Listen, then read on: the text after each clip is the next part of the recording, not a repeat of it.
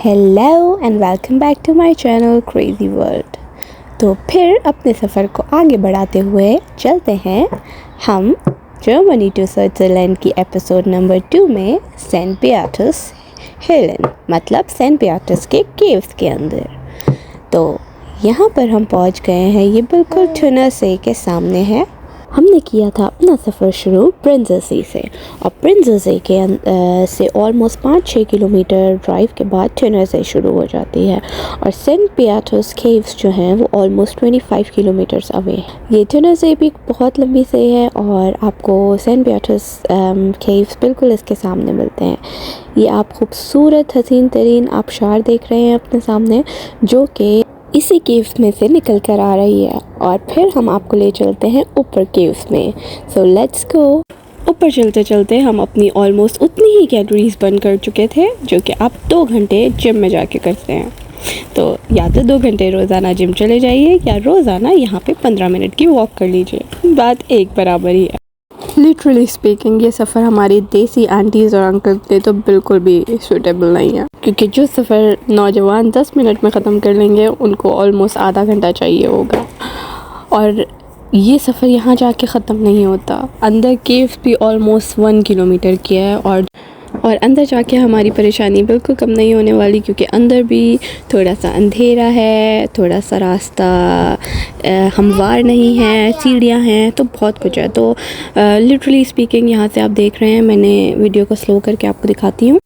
ये जो आप नीचे देख रहे हैं ये हर्ट सा घर सा बना हुआ है, हम वहाँ से चल के यहाँ ऊपर आए हैं। तो ख़ुद ही इमेजिन कर लें ये रास्ता कितना मुश्किल होगा। और ये ऊपर आके बहुत खूबसूरत सा व्यू। और अब हम एंटर होने लगे हैं अपने केव्स के अंदर। पर आ जाने के बाद भी सीढ़ियाँ तो लगता है ख़त्म ही नहीं हो रही जैसे। यहाँ पे फिर सीढ़ियाँ चढ़कर सबसे पहले ये रास्ता इस तरफ लेफ़्ट की तरफ दरवाज़ा है, मेन डोर जहाँ से हमने एंटर होना है। और यहाँ पर एक छोटा सा केव स्टाइल हाउस बनाया हुआ है। ऑलमोस्ट ये केव का वो हिस्सा है जहाँ पे सेंट बीआटस रहा करते थे। ये 2nd सेंचुरी के अंदर काफ़ी मशहूर क्रिश्चियनिटी के आलिम कह सकते हैं आप इनको, होते थे, जो कि यहाँ पर आए थे और उसके बाद इन्होंने यहाँ पे अपना ठिकाना बना लिया था और यहाँ पे लोगों को क्रिश्चियनिटी की प्रीचिंग करते थे और साथ साथ उनको हील करते थे जिनको भी कोई मसला होता था। अभी हम एंटर हो गए हैं अंदर और चल पड़े हैं केव्स के अंदर। So this was a very nice experience. I have never enter in any caves before. तो मेरे लिए बहुत थ्रिलिंग था देखना कि अंदर से केव्स कैसे होते हैं। और इन्होंने जो रास्ता बनाया हुआ है ये वाकई में बहुत महारत का काम है जो इन्होंने अंदर किया है।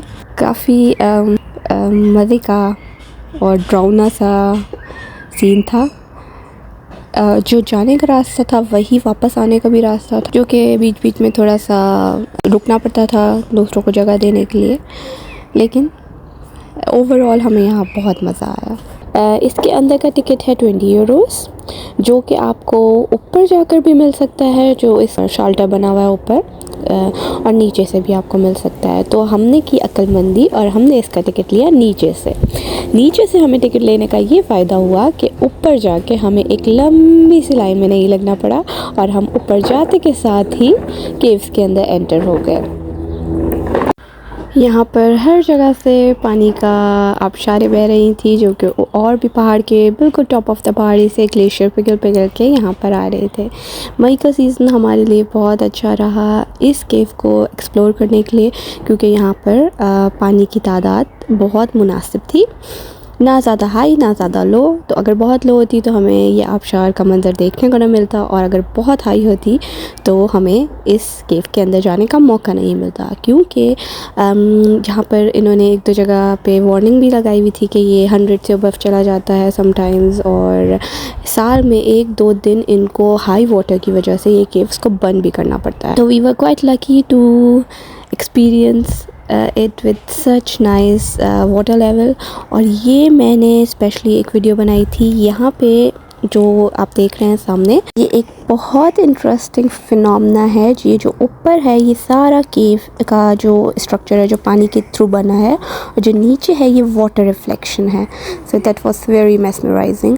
और ये पत्थर तो बहुत ही स्पेशल है, क्योंकि ये पत्थर पिछले 100 सालों में बिल्ड हुआ है। लाइक 100 साल इस पत्थर के ऊपर जब वाटर ड्रॉप्स गिरे तो उसके बाद ये स्ट्रक्चर बना। इस तरह की जब हम क्रिएशंस देखते हैं तो हमें खुदा ताला की ज़ात पर, उसकी कुदरत पे बिल्कुल रश करने का दिल चाहता है। और फिर हम पड़े आगे इस केव को और ज़्यादा एक्सप्लोर करने के लिए। तो आगे जाने के बाद भी ऑलमोस्ट बहुत खूबसूरत नज़ारे देखने को मिले। हर जगह से पानी किस तरीके से अपना रास्ता बनाते हुए नीचे आ रहा था, देख के आँखों को बहुत ठंडक मिल रही थी। और ये पानी लिटरली बहुत ठंडा था। जी हाँ, ये मुझे इसलिए मालूम है क्योंकि हमने ये एक दूसरे के ऊपर फेंक के भी देखा था, तो हमें वाटर फाइट करने में भी बहुत मज़ा आया। तो फाइनली चल के हम पहुँच गए हैं एंड ऑफ द टनल पे।